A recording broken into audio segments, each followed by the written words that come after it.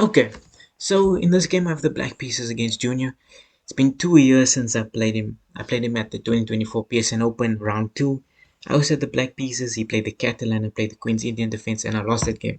So he plays knight f3, and I was like, okay, I don't want to go into his theory. I played d5, d4, knight f6, and c5.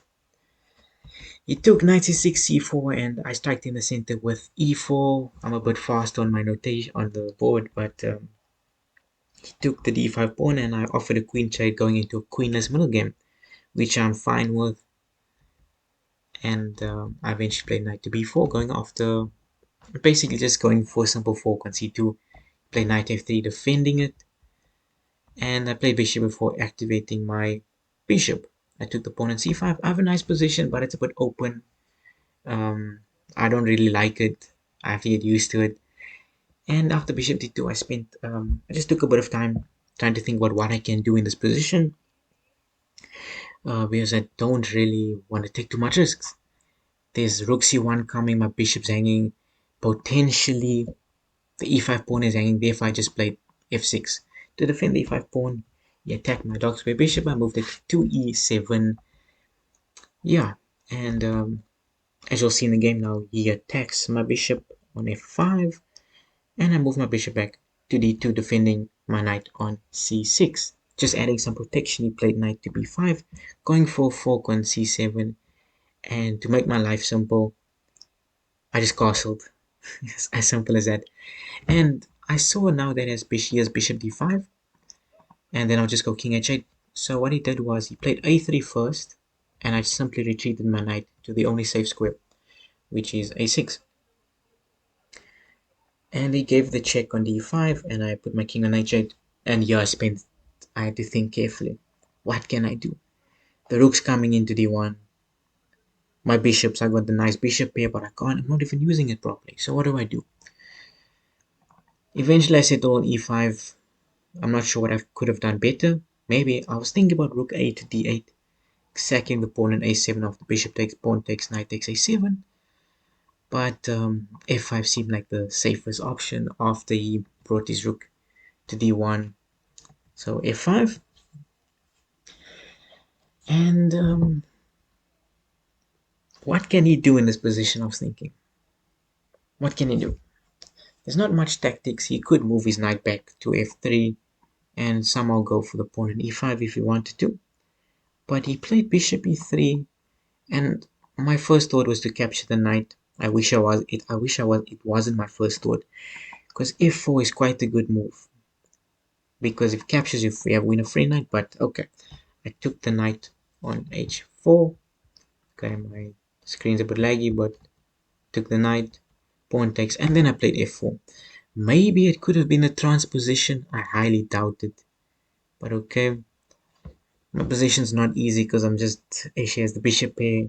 He has bad pawn structure, but it's not that bad. So after bishop d2, I noticed the weak king, the weak g file, and I'm like, okay, I have to come up with a plan. So I play rook f6. I can't go into the enemy territory without a plan. I'm down about 10 seconds here, and my idea is rook f6 to g6, followed by bishop h3. But I can't do much because this bishop's really protecting everything. So after bishop f3, I was like, okay, might as well go with my plan with rook g6. Can't back out now.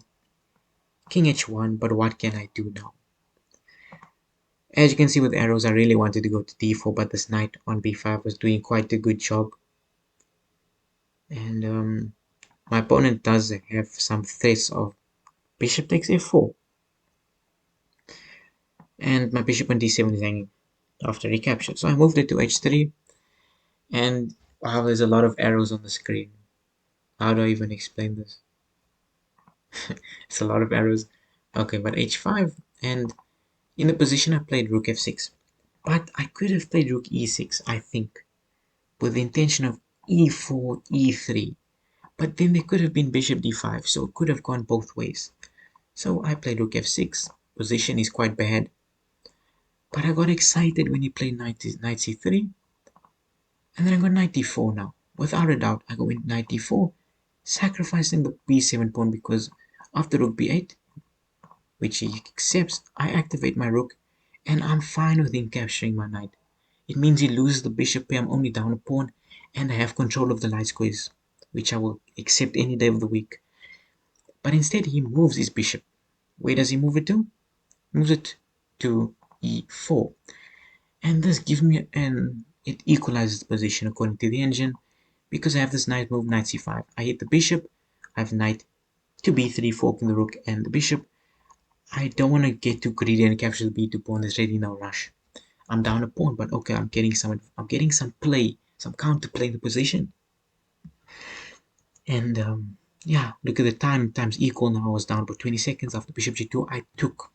I should have spent a bit more time, but now I played knight c to b3, forking the rook and bishop.